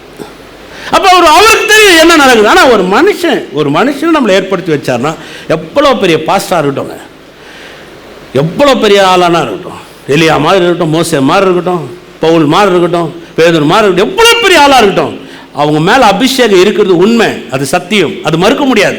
ஆனா அந்த மனுஷன் ஒரு வரம்புக்கு உட்பட்டவன். ஒத்துங்கிறவங்க மட்டும் ஒரு அல்லேலூயா சொல்லு. இது உங்களுக்கு பிரச்சனை இல்லை, எனக்கு தான் பிரச்சனை இந்த பிரசங்கம். உங்களுக்கு புரியுதுங்களா? எனக்கு நானே ஏதோ பண்ணிக்கினேன்னு சொல்லுவாங்க பார்த்தீங்களா? இப்படிலாம் அவர் சொல்லலாம், எப்படி போதிக்கணும், இப்படி தான் போதிக்கணும். நான் சொல்றது விளங்குதா உங்களுக்கு? நீங்கள் தேவனுடைய பிள்ளை, நீங்கள் யாருக்கும் அடிமை கிடையாது. கடவுள் உங்களுக்காக ரத்தம் சிந்திருக்கிறார். உங்களுக்கு ஊழியம் செய்யும்படி தான் தேவன் அபிஷேகத்தை ஈவா கொடுக்குறார். எத்தனை பேர் ஒத்துக்கிறீங்க? இப்போ மோசே கிட்ட கர்த்தர் கொடுத்தது ஒரு ஈவு. மோசே கிட்ட கர்த்தர் கொடுத்தது என்ன? ஒரு ஈவு. 30 லட்சம் பேர்களை விடுதலை ஆக்கிறதுக்கு தேவன் தெரிந்து கொண்ட ஒரு பாத்திரம். அன்னைக்கு செத்து இருந்தா நைல் நதியில் ஒண்ணுமில்லாமல் செத்து போய் கிடப்பான். அன்னைக்கு நைல் நதியிலிருந்து அவனை காப்பாத்துறது யாரு? கர்த்தர். பார்வோனுடைய பட்டயத்துக்கு தப்பு வச்சது யாரு? கர்த்தர். அவனை கொண்டு போய் அரண்மனையில் வளர்த்தது யாரு? கர்த்தர். சகல சாஸ்திரங்களையும் சகலத்தையும் போச்சு கொடுத்தது யாரு? கர்த்தர். இவ்வளவு எதுக்கு செஞ்சார்னா அவனுக்கு ஒரு பெரிய நோக்கத்தை, ஒரு திட்டத்தை அவன் மேல வச்சிருந்ததுனால அவனுக்காக ஒரு பெரிய ஈவையும் தயவையும் காப்பிச்சார். சாபத்திலிருந்து அவனை ஒருத்தர் தூக்கி எடுத்து நிக்க வச்சு காமிக்கிறார். எது மாதிரி வழங்குது சொல்லுங்க, ஈவு. ஏமேன். அதனால நான் சொல்றதில்ல, இதெல்லாம் இப்படியெல்லாம் வந்து பயமுறுத்ததுனால தான் நிறைய பேர் வாழ்க்கையில் நல்ல கர்த்தர்கிட்ட நெருங்க முடியாமல் போது பாருங்க. நல்ல கர்த்தர்கிட்ட என்ன பண்ண முடியல, நெருங்க முடியறதில்ல. நல்ல கர்த்தர்கிட்ட அவங்களால சகஜமாக பேச முடியறதில்ல பாருங்க. நல்ல கர்த்தருங்க அவரை மாறி உங்களை நேசிக்கிறதுக்கு என்னால் கூட முடியாது. எந்த மாதிரி ஒத்துக்கிறீங்க?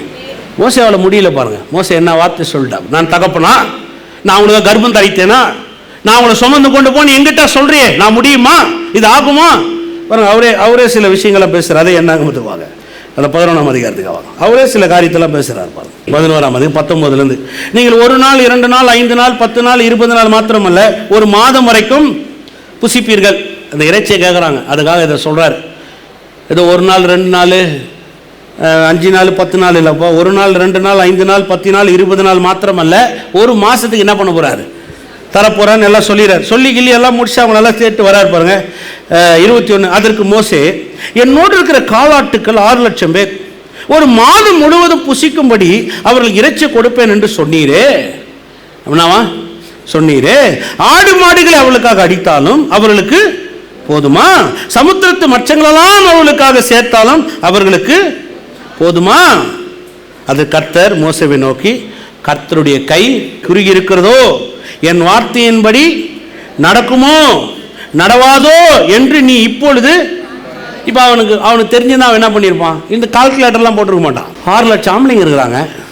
6 லட்சம் ஆண்களுக்கே எங்ககிட்ட இருக்கிற ஆடு மாடு எல்லா கணக்கு போட்டால் கூட பத்த மாட்டுது. ஒருவேளை நீ கடலில் மீன் பிடிக்க சொல்வியோ, அப்படியே பிடிச்சின்னு வந்தால் கூட டெய்லி போய் கடலில் மீன் பிடிச்சின்னு முன்னே பிடிச்சின்னு வந்து இவனில் கொட்டினா கூட 6 லட்சம் ஆம்பளைங்களுக்கு சாப்பிட்ற அளவுக்கு பத்துமா? அந்த கடலில் இருக்கிற மீனே பத்தாது, இருக்கிற ஆடு மாடெல்லாம் பத்தாது. 30 நாள் தருவன் நீ சொன்னீரே, இது நடக்குமா, இது ஆகுமா? அப்போ அவன் லிமிட்டில் இருக்கிறானா? அவ்வளோ பெரிய அபிஷேகத்தில் தானே இருக்கிறான். அப்போ அவன் லிமிட்டில் இருக்கிறானா, அவன் அன்லிமிட்டில் இருக்கிறானா? எனக்கு சொல்லுங்க. லிமிட்டுங்க, வரம்புக்குள்ள தான் நிற்கிறான், பார்டரில் தான் ஓடுறான். அவன் எப்படி நடக்கும் யோசிக்கவே முடியலையே. 1 மாதம் சொல்லிட்டாரு. உடனே கர்த்தர் கேட்குறாரு, என் கை குறிய போல என்றார். எதை மாதிரி விசுவாசிக்கிறீங்க? அவரை பற்றி ஊழியர் செய்யக்கூடிய இவனுக்கு அவரை பற்றி புரியாது. கர்த்தர் அவனை கோவப்படலையே, அறிவு கட்ட மோசேவே, உனக்கு எவ்வளோ முறை நான் போதிப்பது, எத்தனை முறை தான் நான் உனக்கு சொல்லிக் கொடுக்குது, கொஞ்ச நாள் மூலகையில் இருக்குதா உனக்கு? அப்படிலாம் பேசவே இல்லைங்க. அவர் ஒரே வார்த்தை சொன்னார், என் கை குறுகலப்பா, என் செவி மந்தமாவலப்பா, நாளைக்கு நீ இதை பாப்பா போப்பான்றார். ஏமே எத்தனை பேர் விளங்குது? பக்கத்தில் பார்த்து சொல்லுங்க, கர்த்தர் கை கூறுகலை. நான் சொல்றது விளங்குதா உங்களுக்கு? மனுஷன் எவ்வளோ பெரிய ஆளாக இருந்தாலும் அபிஷேகப்பட்டு அவ்வளோதான் நிற்கிறாங்க. ஆனால் கர்த்தர் அப்படி அல்ல. கர்த்தர் ஏராளத்தையும் தாராளத்தை செய்யக்கூடிய. ஏமே எத்தனை பேர் விசுவாசிக்கிறீங்க? அதனால தான் இது சொல்கிறேன். வாசிக்கலாம் பாருங்க. இப்போ புதிய உடன்படிக்கை வந்துடுங்க. 1 கொரிந்தியருக்கு வாங்களேன். 1ஆம் அதிகாரம் 12வது வசனம். எல்லாரும் திறந்து கொள்ளுங்க. 1 Corinthians chapter 1 verse 12. உங்களில் சிலர் நான் பவுலை சேர்ந்தவன் என்றும், நான் அப்போலோவை சேர்ந்தவன் என்றும், நான் கேபாவை சேர்ந்தவன் என்றும், நான் கிறிஸ்துவை சேர்ந்தவன் என்றும் சொல்லுகிறபடியால் நான் இப்படி சொல்லுகிறேன். கிறிஸ்து பிரிந்திருக்கிறாரா? பவுலா உங்களுக்காக சிலுவையில் அறையப்பட்டான். பவுலின் நாமத்தினால ஞானஸ்நானத்தை. அப்படின்னா என்ன? இவங்க என்ன பண்ணிட்டாங்க, நாங்களாம் பவுலுடைய ஆளுங்க. பவுல் எவ்வளோ பெரிய ஆள் தெரியுமா? பவுல் என்ன மாதிரி எவ்வளோ பெரிய காரியத்தை செய்கிறார் தெரியுமா?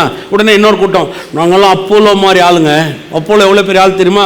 அவர் மேலே இருக்கிற அனாயிண்டிங் எவ்வளோ தெரியுமா? இன்னொருத்தர் சொன்னாங்க, ஓ நாங்கள் கிறிஸ்துவுடைய ஆளுங்க, கிறிஸ்து மேலே எப்படிப்பட்ட அனாயிண்டிங். இது இங்கே தான், அதான் பிரச்சனையே. இங்கே அவர் என்ன டீல் பண்ணுறாரு பாருங்க.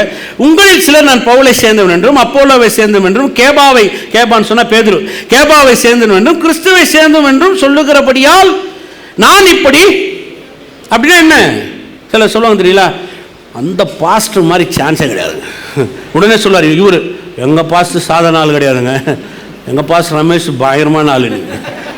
நீங்கள் உங்களால் உடனே என்ன பண்ண முடியாது, உடனே இன்னும் பக்கத்தில் இருக்கிற அவர் சொல்றார், ஐயோ எங்கள் பாஸ்டர் அதுக்கு மேலே டாப், அவர் ஜெபம் பண்ணாலும் அப்படியே காலே பூமியில் படா தெரியுமா அவனுக்கு. இன்னொருத்தர் சொல்றாரு, இதெல்லாம் இது டாப்பு, எல்லாம் ஒன்றுமே இல்லைன்னு பவுல் எல்லாத்தையும் கொண்டு வந்து அண்டர்லைனில் ஒன்று வைக்கிறார். கொண்டு சொல்றாரு, பவுலா சிலுவையில் உங்களுக்காக சிலுவை சுமந்தான், பவுல் பேர்ல ஞானஸ்தானத்தை பெற்றீங்க அப்படின்னு என்ன அர்த்தம் தெரியுங்களா? பவுல் மாதிரி ஒரு மிகப்பெரிய ஆளை நீங்கள் பார்த்துருக்க முடியாதுங்க. பவுல் வந்து கட்சிப்பை அனுப்புறாரு, அந்த கட்சிப்பை கொண்டு போய் அவர் மேலே இருக்கிற உருமார்கள் சொன்னால் அந்த காலத்தில் கட்சிப் அதே கொண்டு போய் போட்டு சுகத்தை உண்டு பண்ணாங்க. அஸ்திபாரம் அசையுது, குருடனெல்லாம் கண்ணை திறக்க வைக்கிறார். பிரசங்கம் பண்ணும்போது ஒருத்தன் உண்டு செத்து போயிடுறான், அவனை போய் அப்படியே தூக்கி உயிரோட எழுப்பி நிற்க வச்சு காமிக்கிறாரு, அவன் சாவலன். இவ்வளோ பெரிய மனுஷன் பவுல் பாருங்க. அவர் சொல்றாரு, எவ்வளோ பெருசாக இருந்தாலும் நானும் ஒரு லிமிட் தான்றாரு.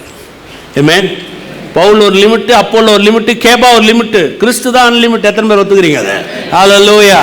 அதனால தான் நான் உங்களுக்கு சொல்றேன் பாருங்க, எவ்வளோ பெரிய ஆளாக இருந்தாலும், எவ்வளோ பெரிய அபிஷேகம் பெற்ற ஆளாக இருந்தாலும் மனதில் ஒன்று ஃபிக்ஸ் பண்ணிங்க, அவரும் ஒரு வரம்புக்கு உட்பட்டவரே.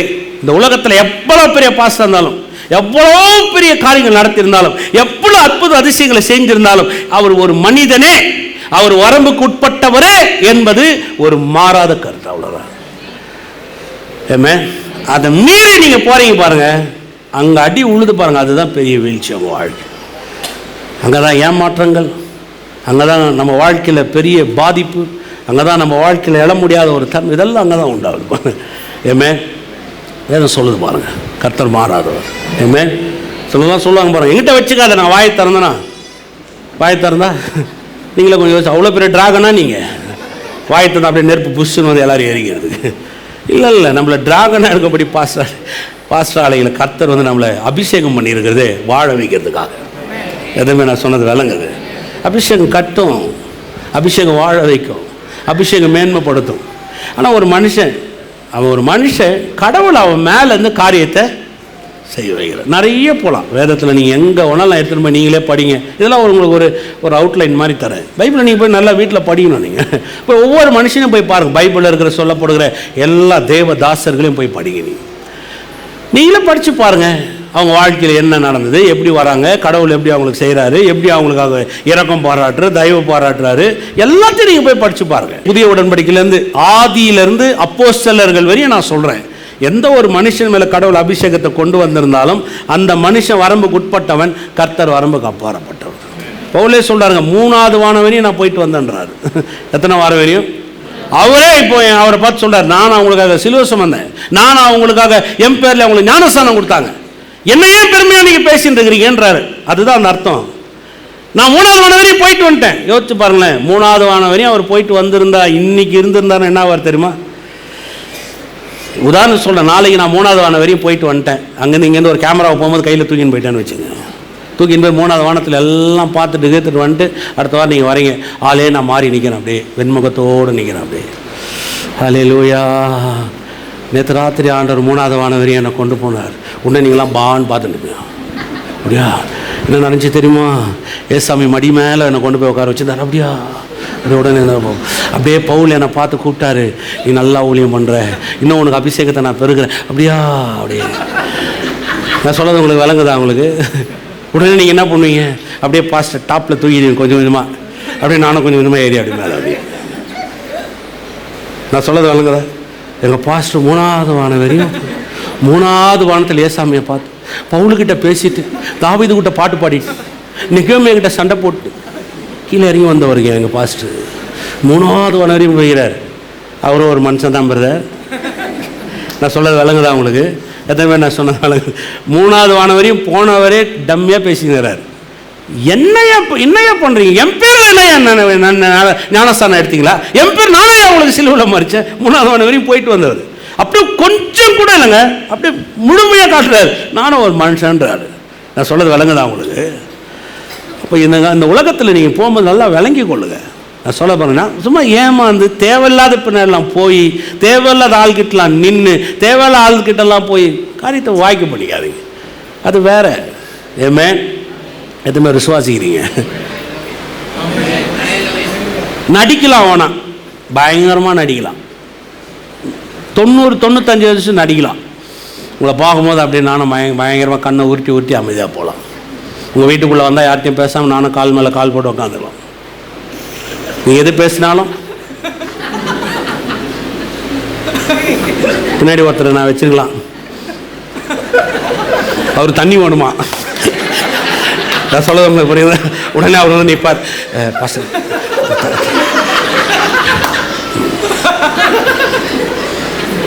தண்ணியை வந்து ஜெபம் பண்ணிட்டு அவங்கள நம்பாத இவர் குடிக்கிறாரு. நான் சொல்ல வழங்குது அவங்களுக்கு. நான் சொன்னது ரைட்டுன்றவங்க மட்டும் கரங்களை தட்டி கர்த்தர் நன்றி.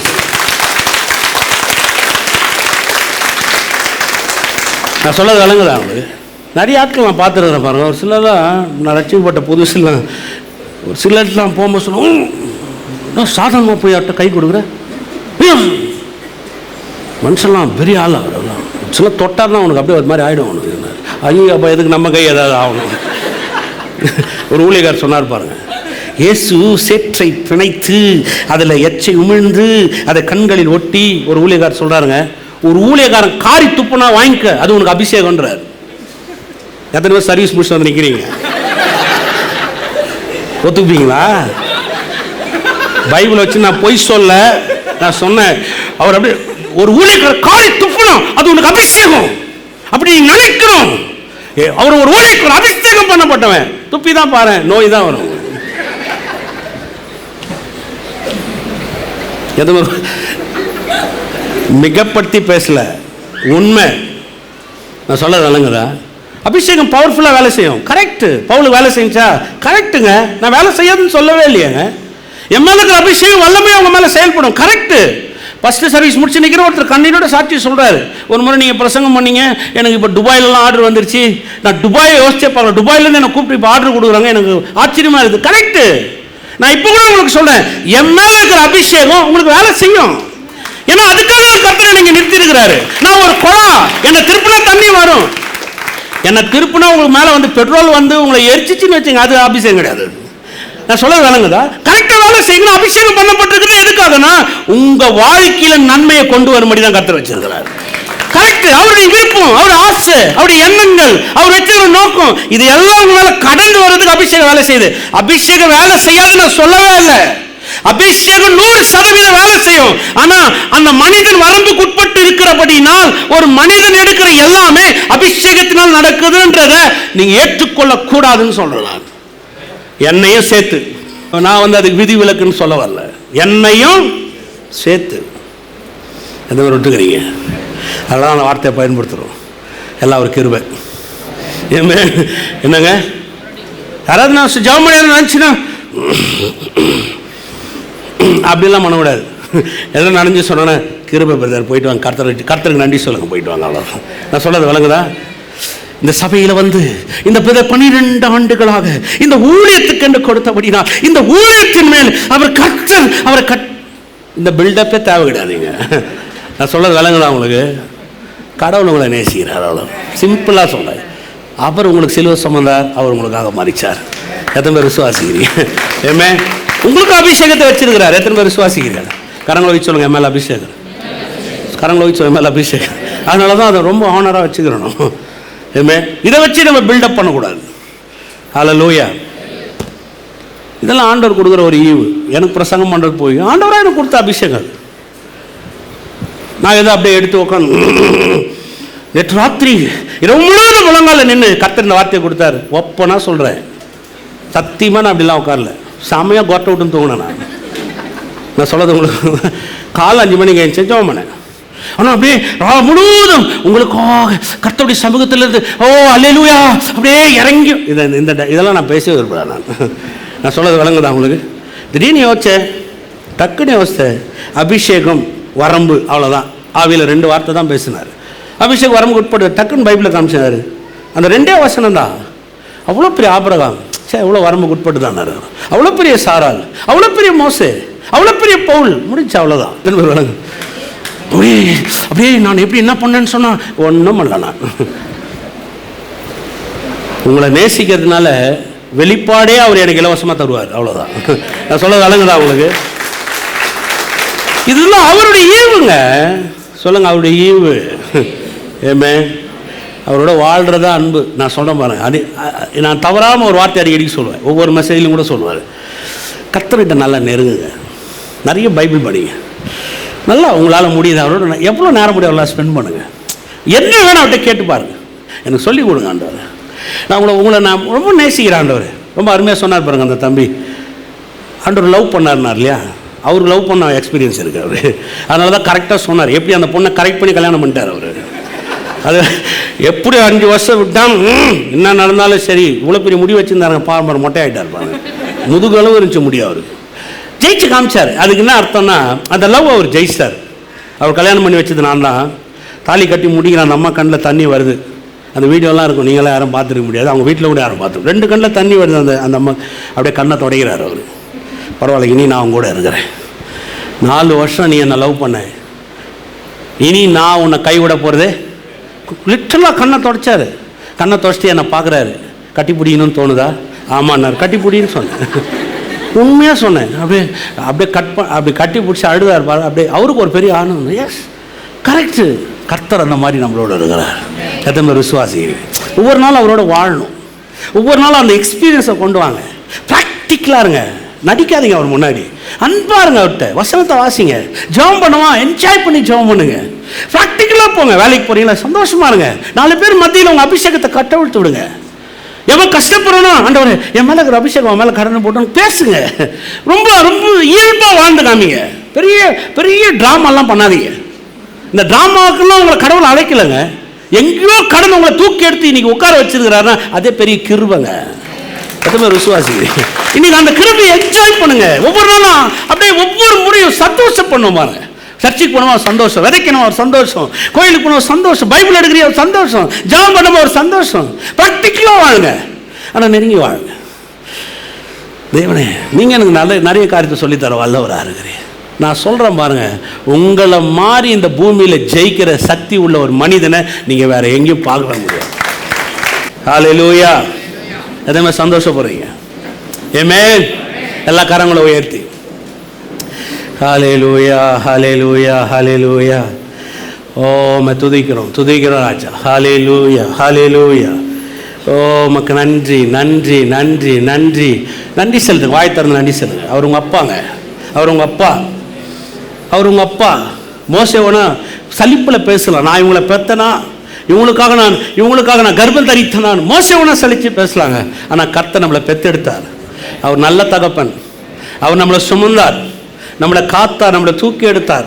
நம்ம வாழ்க்கையை நல்லா இருக்கணும்னு விரும்புகிறார். அவர் நம்மளை செழிக்க வைக்கணும்னு விரும்புகிறார், நம்மளை மேலே கொண்டு வரணும்னு விரும்புகிறார். உங்கள் பிரச்சனைக்கெல்லாம் ஒரு முடிவு கட்டணும்னு விரும்புகிறார். உங்கள் வாழ்க்கையை வெற்றி ஆக்கணும்னு விரும்புகிறார். உங்கள் வாழ்க்கையில் அநேகருக்கு நீங்கள் ஆசீர்வாதமாக இருக்கணும்னு விரும்புகிறார். உங்கள் மேலே இருக்கிற அபிஷேகத்தை பல பேர் மேலே கட்டவிக்கணும்னு விரும்புகிறார். ஹல்லேலூயா, ஹல்லேலூயா, ஹல்லேலூயா, ஹல்லேலூயா.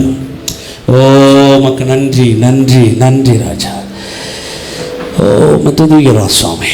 எவ்வளோ நல்ல ஒரு ஆண்டவர், எவ்வளோ நல்லவருப்பா. இதுக்கு மேலே எவ்வளோ அன்பு ஆண்டவர், உங்களுக்கு எவ்வளோ அன்பு ஏசப்பா. நீங்கள் எவ்வளோ ஏராளமான காரியங்களுக்காக செய்திருக்கிறீங்கப்பா. ஹல்லேலூயா, ஹல்லேலூயா, ஹல்லேலூயா. ஓ துதிக்கிறோம் சுவாமி, துதிக்கிறோம் ராஜா. ஓ மாறாதவரை துதிக்கிறோம் ராஜா. ஹல்லேலூயா, ஹல்லேலூயா. ஒரு மகிமையின் மேகம் இந்த இடத்தை மூடுதே. ஒரு மகிமையின் மேகம் என் ஜனத்தை மூடுதே. ஒரு மகிமையின் மேகம் இந்த இடத்தை மூடுதே. ஒரு மகிமையின் மேகம் என் ஜனத்தை மூடுதே. விலகாத மேகம் நீ, முன் செல்லும் மேகம் நீ. விலகாத மேகம் நீ, முன் செல்லும் மேகம் நீ. ஆவியானவரே, அன்பின் ஆவியானவரே, வல்ல ஆவியானவரே, தெளிவின் ஆவியானவரே, மகிமையின் ஆவியானவரே, அன்பின் ஆவியானவரே, வல்ல ஆவியானவரே, தெளிவின் ஆவியானவரே.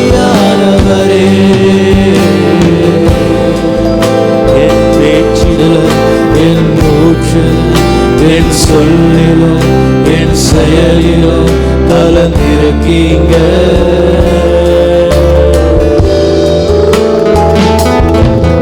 என் நினைவில், என் நடத்தையில், என் உணர்விலும், என் உயிரிலும் கலந்திருக்கீங்க.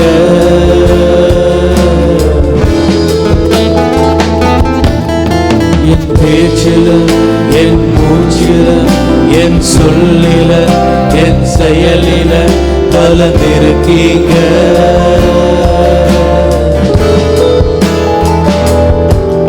என் நினைவில், என் நடத்தையில், என் உணர்வு, என் உயிரில கலந்திருக்கீங்க.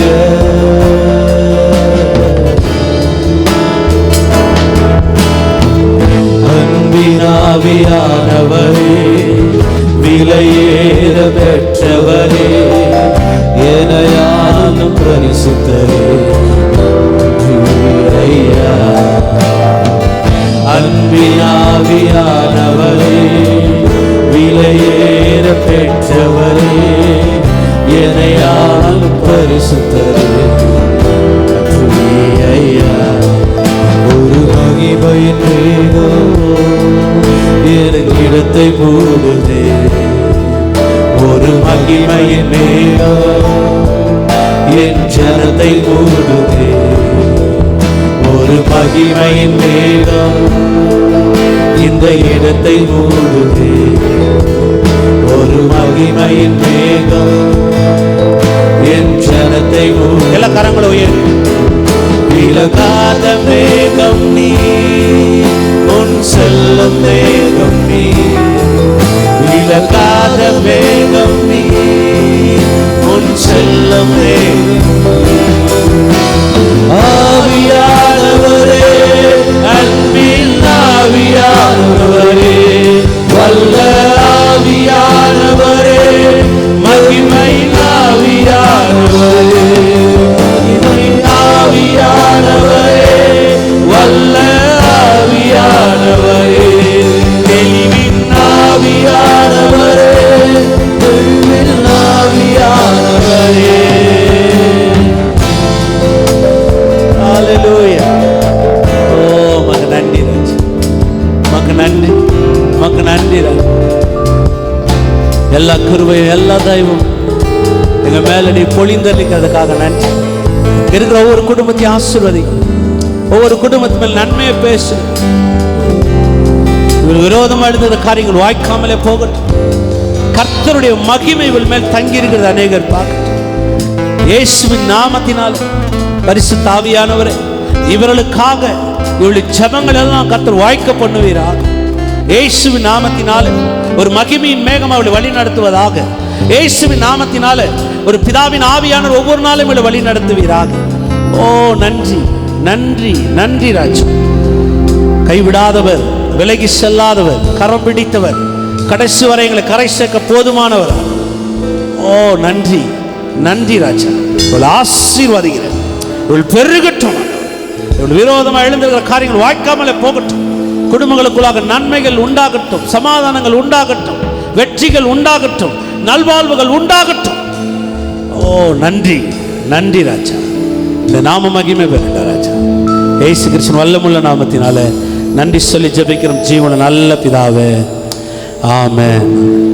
மேல கரங்களை உயர்த்தி கர்த்தராகிய இயேசு கிறிஸ்துவின் கிருபையும் பிதாவாக தேவனுடைய அன்பும் பரிசுத்த ஆவியானவருடைய அன்பின் ஐக்கியமும் இன்றும் என்றும் சதா காலம் நம் ஒருத்தரும் இருப்பதாக.